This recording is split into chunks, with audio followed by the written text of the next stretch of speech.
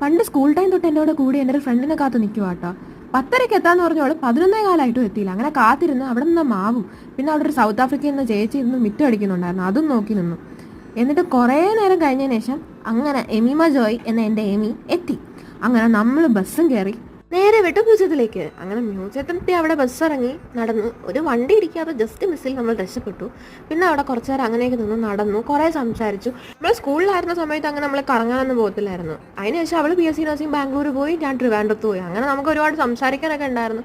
സംസാരിച്ച് വീഡിയോ എടുക്കുന്നതിൽ എൻ്റെ തല എടുത്തതാണ് ആ സീനെ നിങ്ങൾ കണ്ടത്. കാര്യമായിട്ട് ഇടികിട്ടിയായിരുന്നു. എന്നിട്ട് നമ്മൾ അവിടെ നിന്ന് വീണ്ടും നടന്നു. നമുക്ക് ഒത്തിരി സംസാരിക്കാനുണ്ടായിരുന്നേ. ഇനി എന്ത് ചെയ്യണം, BSc നഴ്സിംഗ് കഴിഞ്ഞു, കംപ്ലീറ്റ് ആയി, രജിസ്ട്രേഷൻ ആയില്ല, അങ്ങനത്തെ വട്ടിലൊക്കെ ഇരിക്കുമായിരുന്നു.